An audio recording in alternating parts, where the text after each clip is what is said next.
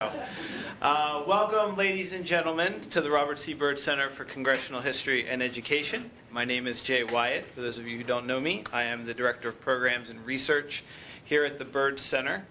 Thank you for joining us this evening as we celebrate Constitution Day with the 12th Annual Tom E. Moses Memorial Lecture on the U.S. Constitution. Hopefully you all know that Constitution Day was actually this past Saturday, September 17th, so we're a little bit late in celebrating. But that's okay. Tonight's program, I think, certainly will be worth the wait. As we get started, I want to gently remind everyone to silence their cell phones. And I'd also like to thank Four Seasons Books and the Shepherd University Common Reading Program for supporting this event.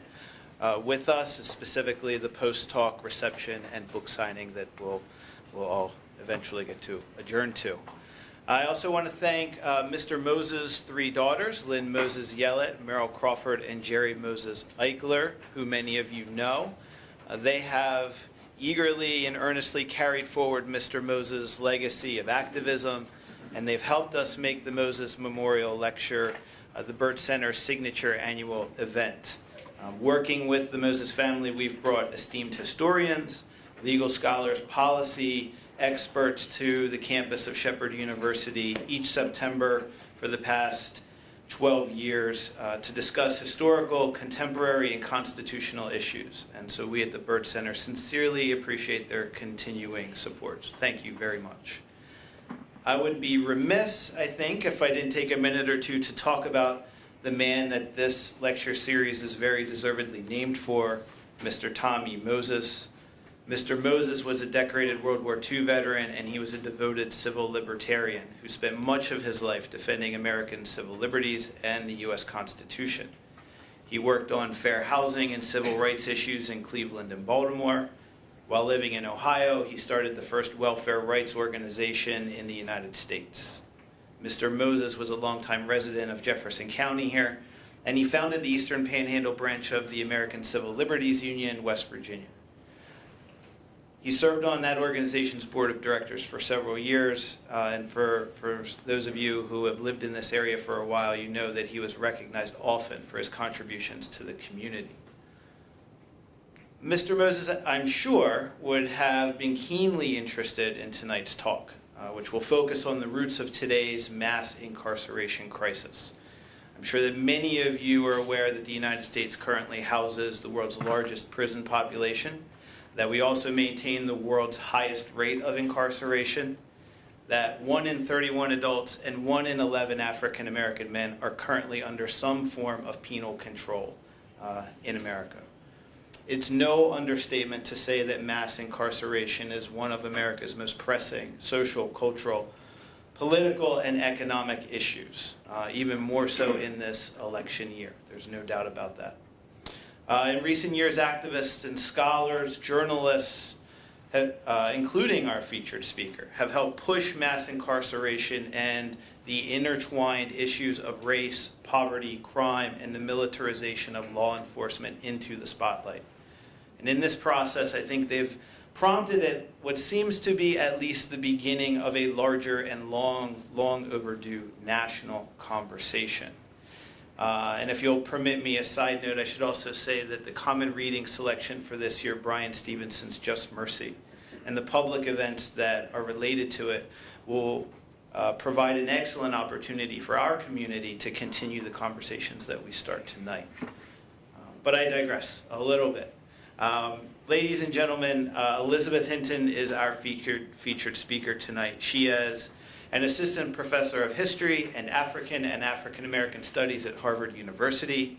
She has written extensively on mass incarceration, race, and policing in America, with recent articles and op-eds in the New York Times and the Los Angeles Times, and appearances on NPR, and as we discussed a short time ago, on Tavis Smiley. Professor Hinton is the author of the acclaimed new book, From the War on Poverty to the War on Crime, The Making of Mass Incarceration in America. It has already been named a New York Times Book Review Editor's Choice for 2016, before that flush of end-of-year best-of list comes out. The book has been described as superb, outstanding, clear-eyed and timely, and a revelation. I would call it paradigm shifting in a lot of respects. It will also be on sale in the Rotunda during the reception and the book signing, so please support our speaker and our local bookseller. And so with that, and on that note, without further delay, please help me welcome our featured speaker, Dr. Elizabeth Hinton.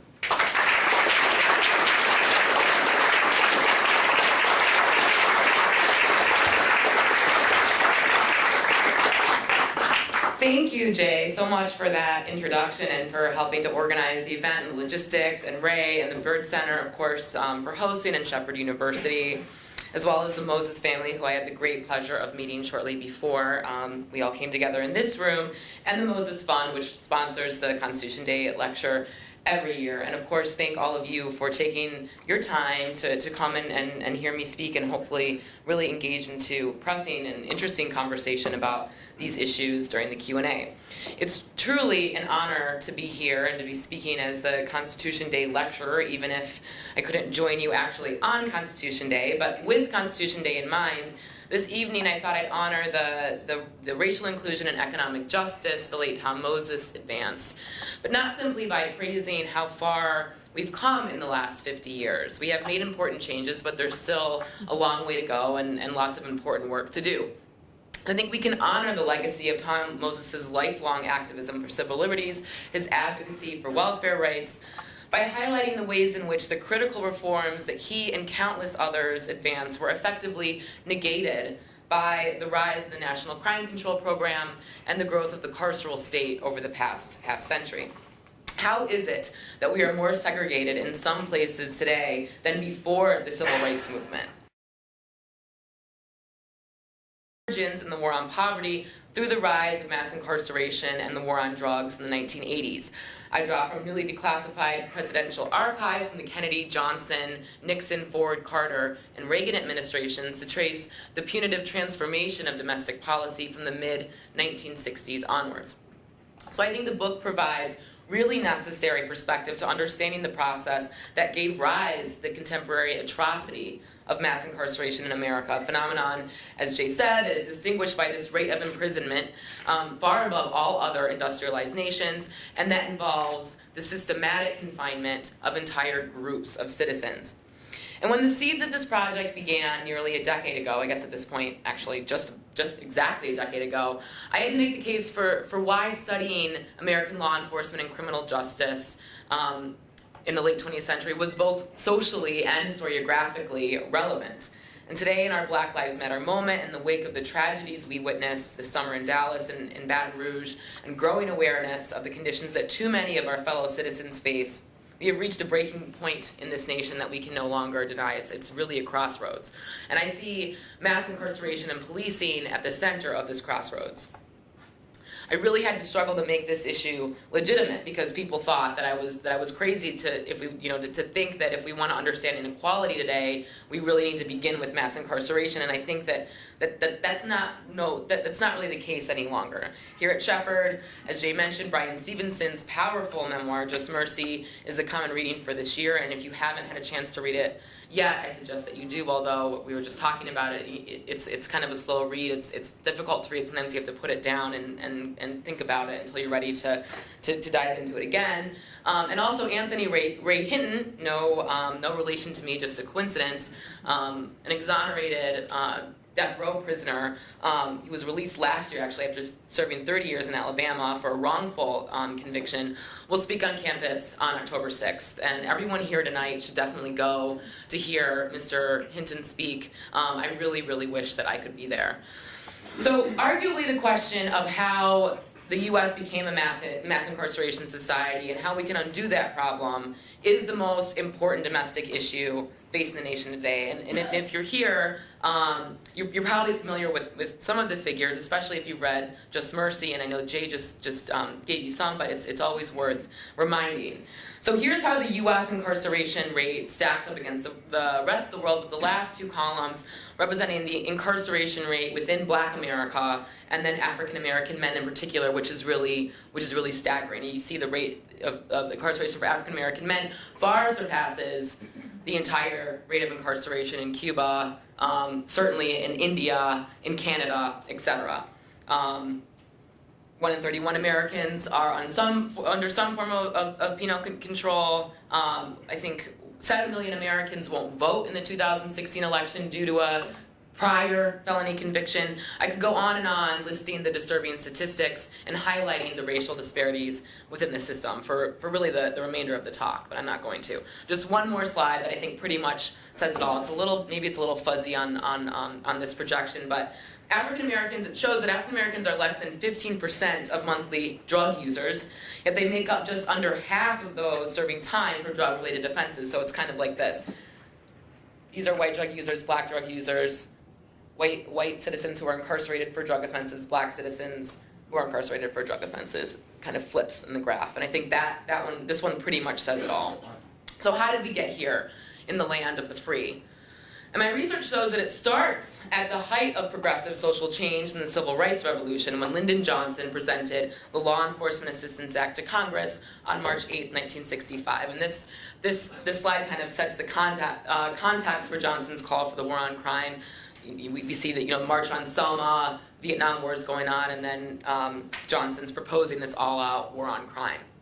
Johnson also sent the Housing and Urban Development Act to Congress that March, which subsidized private homes for low-income renters, and of course the Voting Rights Act, which gave black Americans in the South the opportunity to participate in the electoral process as full citizens and is considered the major legislative victory of that year, and rightly so. Johnson hoped 1965 would be remembered not only for this landmark achievement, but also as the year when this country began, in his words, a thorough, intelligent, and effective war against crime. Never before, not in the previous 2 centuries of American history, had the federal government intervened in crime control, a matter which had rested squarely under the domain of state and local governments. Now Johnson sought to establish a direct role for the federal government in local police operations, court systems, and state prisons for the first time in the nation's history. A new era of American law enforcement had begun, one that would soon begin to shift the country's progressive policy trajectory. So why did Johnson seemingly suddenly decide to involve the national government in crime control, what had previously been kind of out of its domain? The first and most forceful explanation reiterates the rationale of policymakers, law enforcement officials, and social scientists at the time, that rising crime rates in the 1960s and later in the 1970s demanded this kind of ongoing punitive intervention at the federal level. But contrary to the fear-mongering political rhetoric at the time, when Lyndon Johnson began the war on crime in 1965, violent crime had in fact steadily declined after peaking in the 1920s, and crime levels remained stable despite, since the repeal of Prohibition in 1933. And so this chart gives you a sense of where crime was. It was actually slightly lower in 1965 than in 1915. It wasn't this kind of moment of all-time crime being at an all-time high in the U.S. When crime did begin to rise sharply in urban centers, it rose as federal policymakers invested in state and local law enforcement programs that aimed to modernize police departments. The development of crime statistics and other technologies of knowledge production alongside early federal law enforcement measures meant that rising crime rates corresponded to rising crime reporting, a fact that skewed perceptions of violence. So many previously hidden crimes suddenly came to light as reported crime rates determined the extent of national crime control funding. For instance, the number of reported robberies and burglaries in New York City increased threefold between 1965 and 1966, figures that resulted not from an actual upsurge in crime, but from the crime reporting reforms that Mayor John Lindsay implemented following the federal government's orders. Nevertheless, even though the data was flawed, policymakers and law enforcement officials presented the punitive term as a seemingly natural response to a surge in criminality and violence among specific groups of citizens. The new data and the new policies mutually reinforced one another, deeply shaping domestic policy and encouraging the continual flow of law enforcement resources into low-income African American communities. Such research furthered what the historian Khalil Muhammad has called a statistical discourse about black crime in the popular and political imagination, one that has been alive and well really since emancipation. So considered an objective truth and a statistically irrefutable fact, notions of black criminality sanctioned the terror of lynching in the southern states and the bombing of African American homes and institutions in the urban north before World War II, which were defended as necessary to preserve public safety. In the post-war period, social scientists increasingly rejected biological racism, but created a new statistical discourse, a seemingly neutral sociological truth about black criminality that concealed much of the racist thinking that guided the strategies federal policymakers developed for the war on crime. So I'm jumping ahead a bit, but this off-sided quote from Nixon really kind of captures this. And the kind of power of statistical discourse is the whole problem is the blacks. The task is to target them under a seemingly race-neutral premise. Some of you may have seen the recent quote that from John Ehrlichman that came out in an article that Dan Baum wrote in Harper's Magazine, where Nixon, he said that Nixon really launched the war on drugs as like a cover to arrest hippies and black people, and I think this quote actually is much more telling. So another common account, in addition to the explaining the war on crime as a response to crime rates, relies on party politics to explain why Johnson and other national policymakers pursued this punitive domestic policy path. So the story usually begins with the law and order rhetoric that Barry Goldwater introduced into political discourse during the '64 presidential campaign, and that Nixon went on to appropriate in the '68 contest. The wars on crime and drugs then appear as sort of shrewd electoral strategies that were developed in reaction to the upheavals of the 1960s and the uncertainties of the 1970s that then carried over into the 1980s. So from Nixon's silent majority to Reagan's Democrats, Republican policymakers employed the racially coded politics of crime control to appeal to disenchanted white voters. This is kind of how the law and order rhetoric that has now returned to the electoral arena in this election is explained. So while electoral ambitions and special interests certainly help explain the federal government's commitment to enlarging the American law enforcement apparatus beginning in the mid-'60s, Republican Party strategy is not a satisfactory answer alone. Without question, the rightward turn of the American political system played a role in the appearance of anti-crime legislation, but the Republican coalition that emerged in the post-war period did not engineer the wars on crime and drugs. So as the product of one of the most ambitious liberal welfare programs to date, the rise of punitive federal policy over the last 50 years is a thoroughly bipartisan story. Indeed, crime control may be the single issue, domestic policy issue in the late 20th century where conservative and liberal interests most thoroughly intertwined. So we need to understand that this was built by a bipartisan consensus of policymakers who privileged punitive responses to urban problems as a reaction to the civil rights movement. And over time, the carceral state and the network of programs it encompassed really came to dominate government responses to racial inequality and poverty. With Democrats in control of Congress in the Johnson administration through the final years of the Carter administration, working across party lines during and in between political campaigns, the federal government increased urban patrol forces, enacted harsh and racially biased sentencing laws, and endorsed new penal institutions that made mass incarceration possible. So a bipartisan consensus got us into this mess, so it shouldn't surprise us now that criminal justice reform is one of the things that Republicans and Democrats seem to be working together on, even though there's some disagreement still. But now Johnson's call for the war on crime and the resulting punitive transformation of domestic policy followed a historical pattern. In the shadow of emancipation, national policymakers stopped at the extension of formal equality, and instead, new criminal laws and penal systems emerged in the form of black codes and convict leasing. The systematic criminalization and incarceration of newly freed people and their descendants shaped local and state law enforcement practices from the beginnings of Reconstruction in 1865 until the start of the war on crime 100 years later in 1965. After the dismantling of Jim Crow as militarized police forces and a criminal justice apparatus capable of sustaining an entirely new threshold of prisoners took hold, which I'll talk about in a minute, the developments of the earlier period, this kind of convict leasing era, really matured into this markedly different approach to social control and state authority that we're living in today. So, although members of the broad political consensus that mobilized the war on crime and later the war on drugs differed over the specific contours of government surveillance and civil liberties, their determination to police low-income urban citizens proved to be a more powerful unifying force. Even Johnson's Attorney General, Ramsey Clark, considered one of the most liberal federal officials of his era, clearly articulated the main objectives of this broad political consensus in 1967, the same year that we have this scene from Detroit.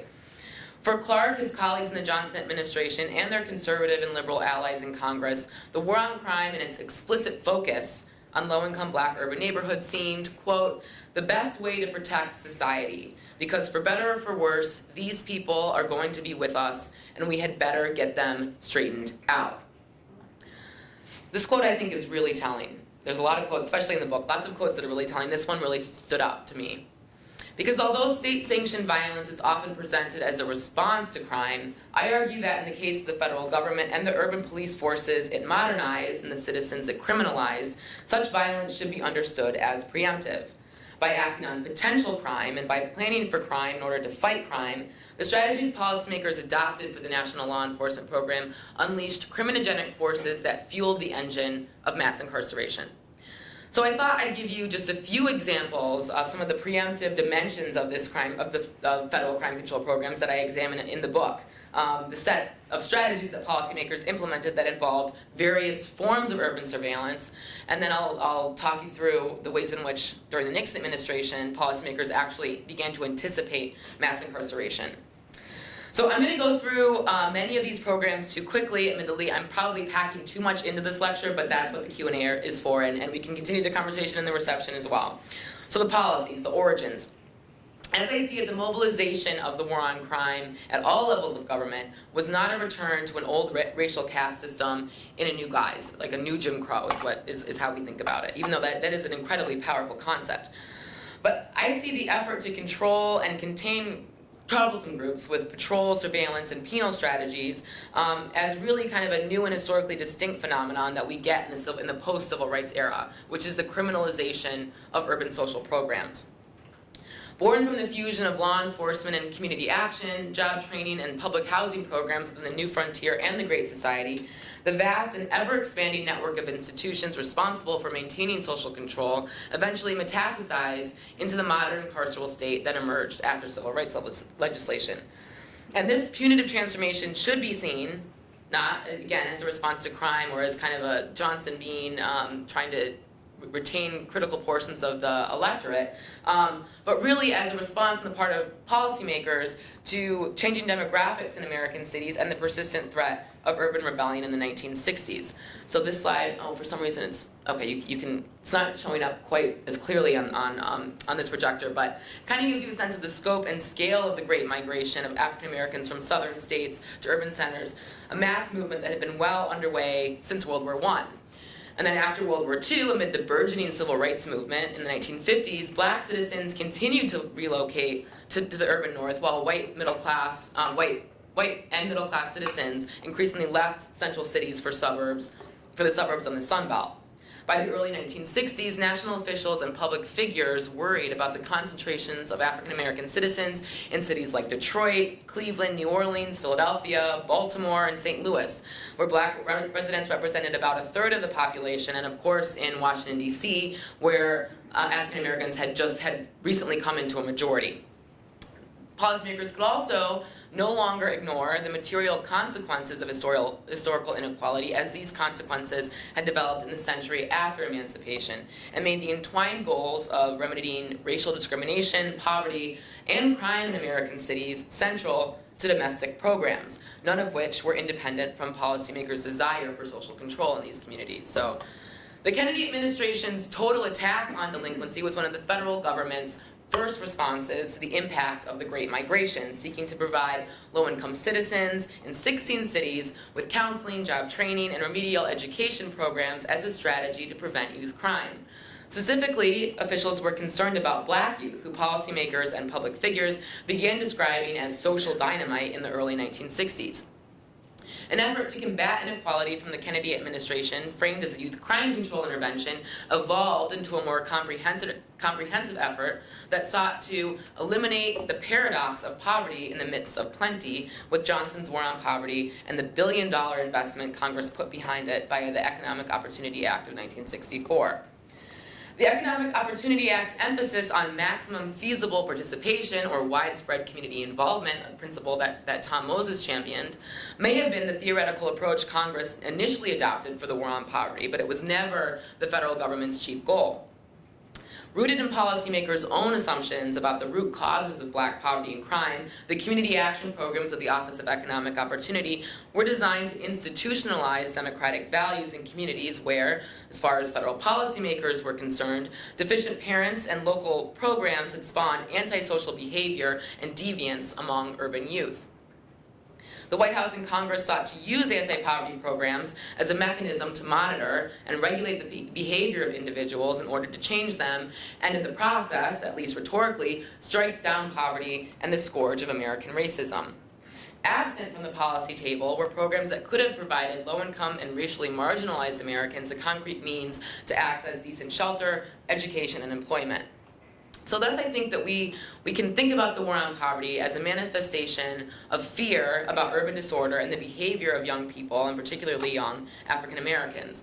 In fact, the war on poverty and its unprecedented federal intervention created a seedbed for an increasingly punitive orientation in domestic urban policy.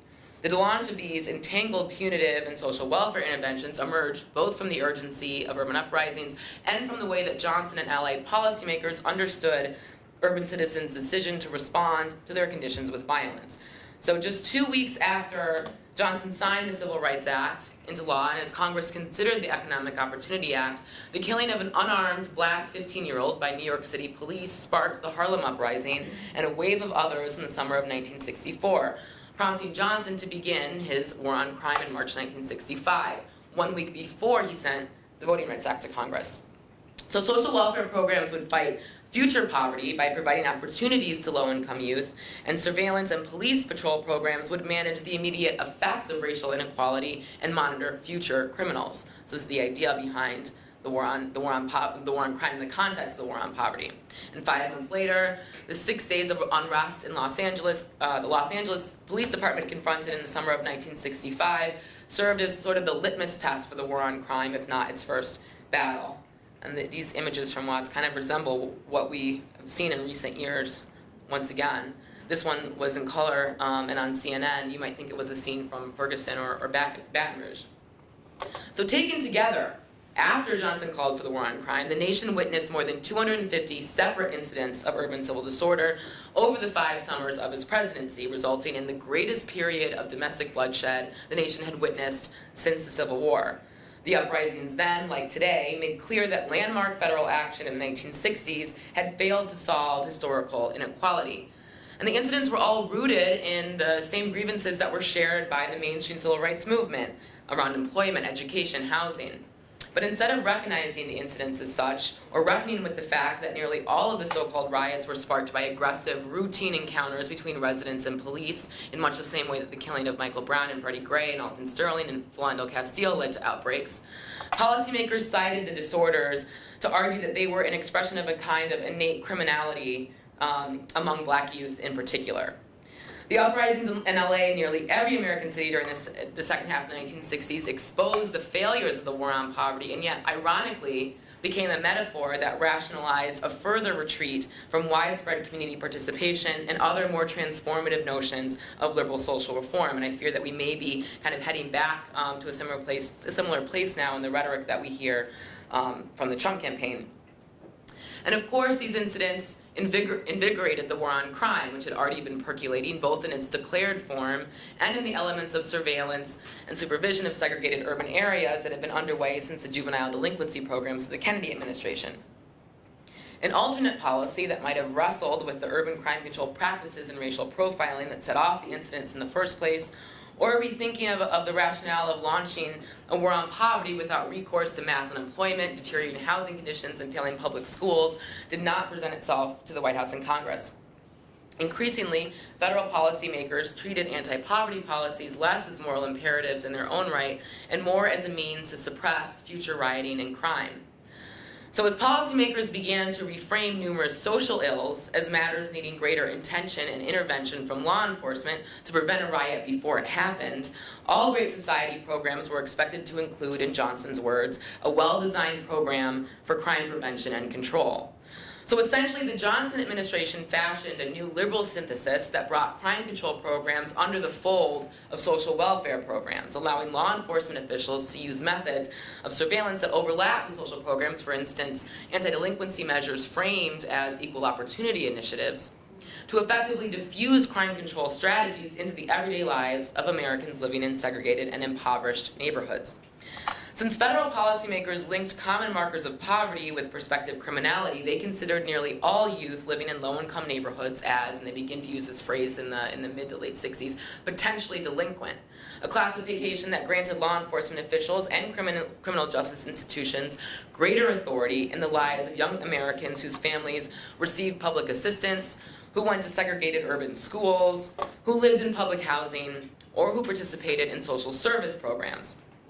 The policy essentially indicted children and teenagers of color based on the material conditions of their lives instead of their actual crimes. Whereas in the rest of the country, police most often came into contact with civilians in response to emergency calls or specific incidents, in the low-income urban areas that Johnson officials targeted, police officers were encouraged to actively seek out potential criminals. So with federal funding, the police force in Washington, D.C. started an after-school program for black youth in the center left behind by a community health clinic almost immediately after it closed its doors in a housing project in 1967. So this is the entrance to the center, and you see, it's always in the name of police community relations. In Baltimore, police officers delivered food and toys to African-American families. Through the Storefront Community Relations Program in Fort Worth, Texas, police assisted illiterate residents in filling out government paperwork and obtaining driver's permits, and residents had no choice but to turn to law enforcement authorities rather than community action workers if they had complaints about garbage pickup or their landlords, and then police would advocate on their behalf. Yet even as they increasingly contributed to social welfare services, the chief duty of urban police forces remained identifying criminals and removing them from the streets. Officers weren't rewarded for helping young people ace their spelling tests, but for apprehending suspects during high-speed chases. So thus, as police departments emerged as a major social service provider in the segregated urban battlegrounds of the war on crime, this federal strategy effectively brought residents into frequent contact with the punitive arm of the state, increasing the likelihood of their eventual arrest and incarceration. It did not necessarily promote public safety.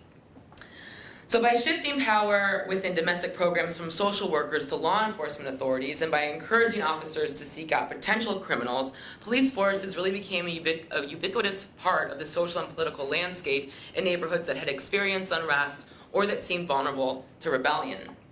Still, these early patrol and surveillance initiatives formed the basis of the national law enforcement program Johnson developed into the Omnibus Crime Control and Safe Streets Act of 1968, which was the capstone of his Great Society. And here's Johnson lobbying Congress to support his historic punitive intervention. This landmark legislation invested $400 million worth of seed money into the war on crime. The Department of Justice soon became the fastest growing federal agency in the 1970s as a result of this investment, with law enforcement grants swelling exponentially from the $10 million Congress allocated to the war on crime in 1965 to some $850 million by 1973. And no less than 3 out of every $4 during the first years of the federal war on crime went to police operations, for a total outlay equivalent to some $15 billion today. So this figure shows you the steep rise in total federal support for local crime control operations, and I'm kind of concerned with that first major hump right there, before the LEA is dissolved during Reagan's first year in office and then evolves into the Bureau of Justice Statistics.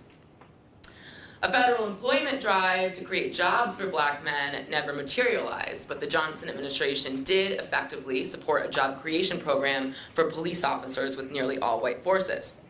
Congress vastly expanded the Office of Law Enforcement Assistance that Johnson created when he called the war on crime in 1965 into the Law Enforcement Assistance Administration via the Safe Streets Act. but the Office of Economic Opportunity, at the center of the war on poverty, never grew into a larger, more permanent agency of this sort. And although community action, secondary education programs, and housing and urban development far surpassed crime control in terms of their proportion of federal expenditures during the Johnson administration, assistance to law enforcement was more sustained and more consistent.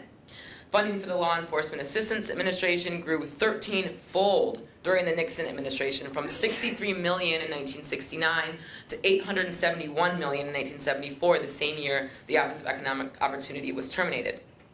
Before Ronald Reagan took office, and most discussions about police and the rise of mass incarceration kind of begin with the Reagan administration, or they make nods to Nixon and they say it's really kind of, this is the outcome of Reagan's policies. But before he took office, the federal government had allocated nearly $10 billion in taxpayer dollars, or $25 billion in today's dollars, towards the modernization and expansion of the carceral state, funding roughly 80,000 crime control projects and awarding more than 150,000 grants.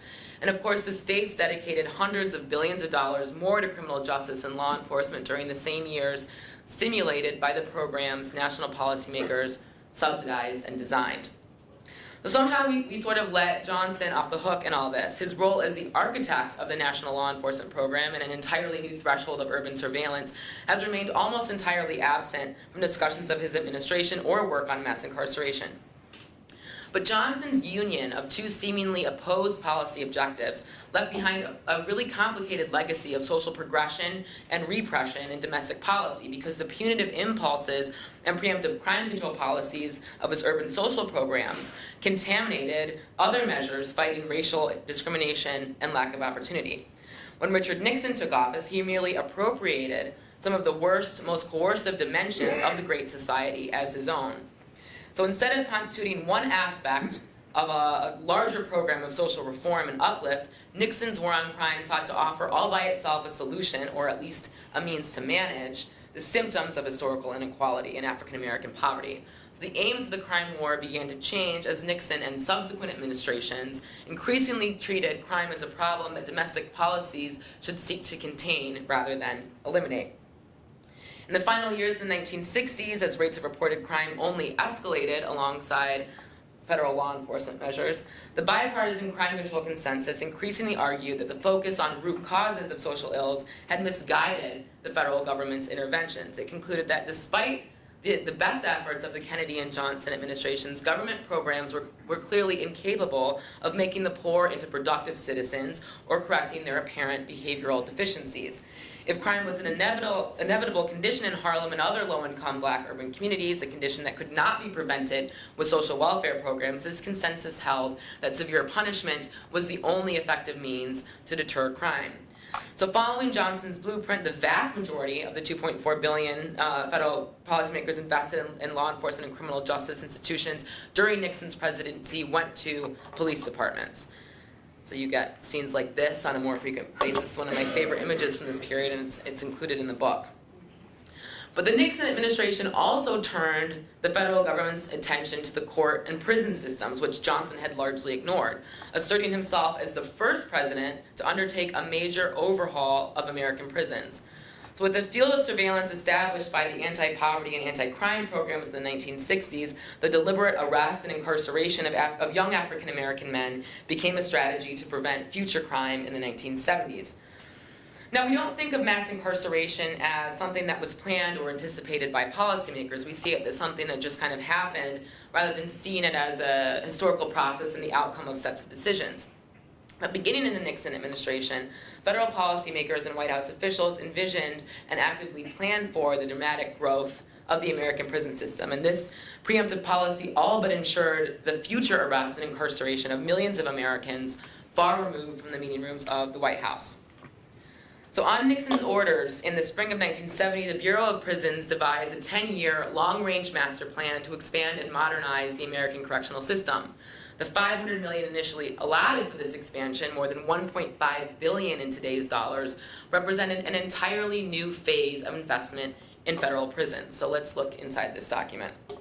So some of the, I can't tell if it's my angle or if you guys can actually read what's on there, but, and it may be a little fuzzy, but this chart shows the kind of ebbs and flows of the prison population throughout the 20th century and the correlation between criminal law and incarceration.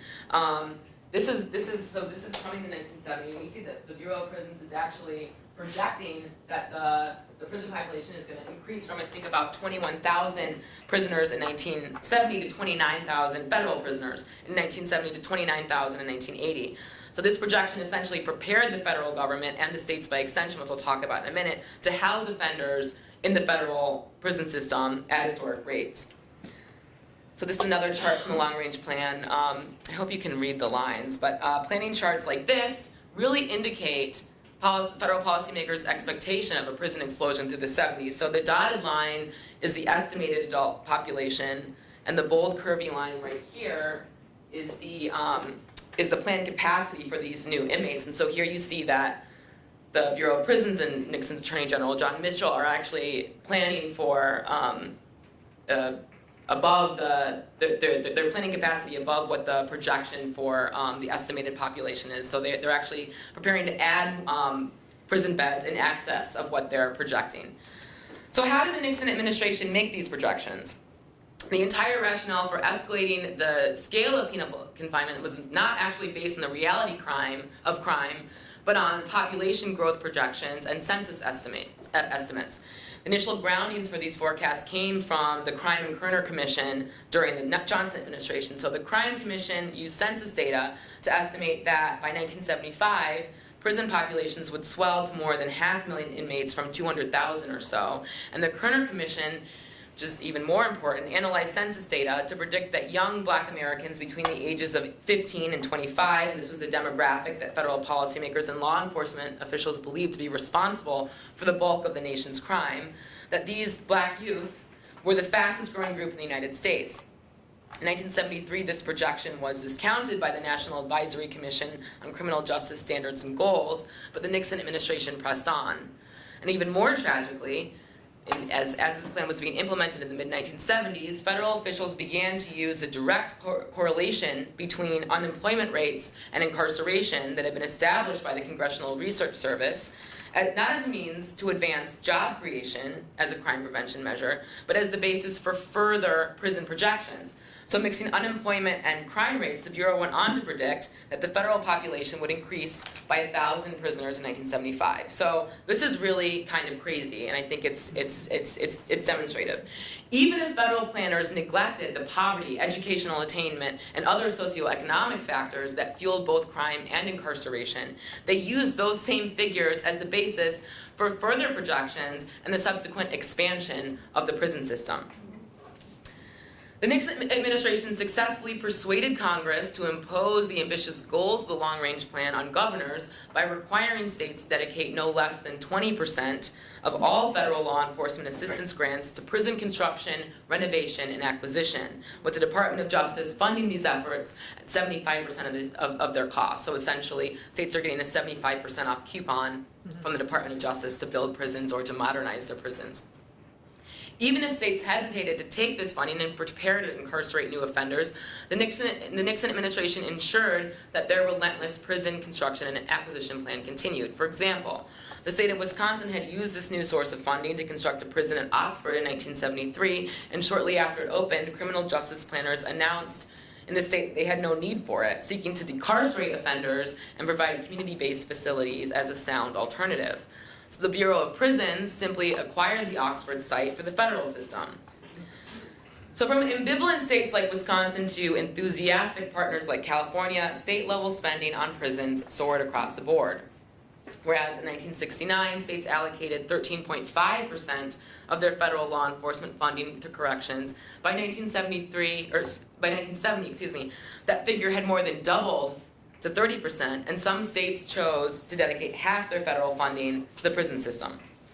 In monetary terms, the Department of Justice spent a relatively modest $2 million for corrections and prison programs in 1969. Following Nixon's call for the long-range plan in 1970, that figure rose to $58 million, from $2 million to $58 million in 1 year. The following year, it increased again to 178 million, and by 1972, it ballooned to nearly 250 million, representing a 12,400% increase in 3 years, in the 3 years after the long-range plan was formulated. As states followed the long-range plan to modernize and expand their respective prison systems, and with that 75% off coupon from Congress, the size and racial composition of the American prison population drastically changed, just as Nixon officials had predicted. Although ascendant numbers of Black Americans were imprisoned at disparate rates following the Civil War, as I mentioned earlier, until the 1970s they constituted roughly a third of the nation's prison population. Only after federal policymakers started investing in crime control measures, and only after the Nixon administration began to predict for prison populations and plan and incentivize prison construction, did Black Americans come to encompass roughly half of the nation's incarcerated citizens. So I just have one more of these projections for you. And this chart was not included in the long-range plan, but the gubernatorial files of Ronald Reagan, but it yearly predicts the exact moment when the number of non-white inmates would eclipse the number of white inmates in the state of California, which is sometime around 1975. And this projection was made in 1973, so you see it's going from 73 to 80. Within federal prisons alone, Black and Latino Americans came to occupy every additional prison bed called for by the long-range plan, and its $500 million investment in the system. Seriously. The federal system took in 30 more Black and Latino prisoners between 1970 and 1977 than available beds. On the state level, the construction of new prisons strengthened crime control policies and shaped incarceration trends as these institutions became integrated into the criminal justice system and available for use. As the saying goes, if you build it, they will come.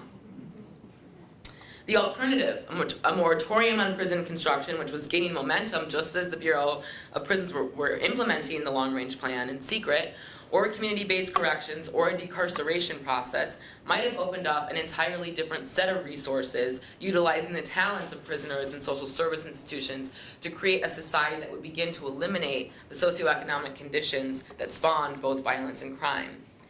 Instead, Americans living in segregated, high-crime neighborhoods grew more isolated from mainstream society as they confronted increased police brutality, increased criminal supervision, and increased confinement. This is inside the California's Chino Correctional Facility for men, so we see the kind of long-term consequences of how Governor Reagan's projection played out. And by the time Reagan assumed the presidency in 1981, African Americans had become vulnerable on two fronts, struggling both against one another and with the institutions and the punitive urban policies that federal policymakers developed. In effect, the ongoing merger of social welfare and law enforcement programs and the federal government's deep commitment to crime control as a viable response to socioeconomic inequality and institutional racism hastened the trend towards internal violence and incarceration. And this is one of the most disturbing ironies in the history of American domestic policy, that born during this moment of possibility for both racial and economic justice, when the nation seemed ready to embrace the policies that would fully realize its egalitarian founding values, the federal government ultimately led states in dissolving social welfare programs and substituting in their place the state apparatus of punishment that remains at the center of American economic and social policy. And this war on crime would really prove to have the opposite impact in many of the cities and neighborhoods that officials place under siege. So what's remarkable about the DC Recreational Center and the hunt for potentially delinquent youth, the long-range master plan for mass incarceration that Nixon unleashed, among many, many other programs I discuss in the book, is that their lack of success and the violence and crime they advanced seem fundamentally irrelevant to national, state, and local officials determined to police urban space and, in later decades, entire populations of young men of color inside prison walls, from Chino in California to Mount Olive Correctional Complex right here in West Virginia. The questions of intent, of consequences, intended or unintended, which we were just talking about before I began this lecture, or even the degree to which federal policymakers foresaw the consequences of the choices they made with respect to urban social programs in Black communities, are really only relevant to a certain extent. The issue is to uncover the sets of decisions, a series of decisions, that made contemporary mass incarceration possible in order to discover our own actual history. The domestic policies at the center of my book, just a sampling of which I've been fortunate to share with you today, shape the lives of Black women and men, their families, and their communities. And these policies will shape life prospects for Black children and their children's children, even if the American criminal justice system is transformed once again. Ending the war on drugs, which seems to be the main kind of thrust of our current reforms, will not resolve the nation's policing and prison problems. Even if all the citizens serving time for drug convictions were released, the United States would still be home to the largest penal system in the world. And as long as law enforcement remains the forefront of domestic urban policy and remains focused on young urban citizens of color, the regressive impulses of the last half-century will continue to erode American democracy. Barring fundamental changes at the national level, the cycle of racial marginalization, socioeconomic isolation, and imprisonment is ever more likely to repeat itself. Why do we continue to respond to these problems of unemployment, poverty, hunger, subpar housing conditions, failing public schools with more police, more surveillance, more social control, more prisons? So now is the time to try new directions, from residency requirements for police to civilian review boards, to autonomous grassroots social programs, to job creation measures that will confront finally the entrenched systemic inequalities and civil liberties violations that exist within the criminal justice system, as well as the persistence of inequality in America. It's up to us, in the spirit of Tom Moses, to really create the kind of society in which we want to live, to realize those founding principles and the egalitarian spirit of our Constitution. I'll end there. Thank you.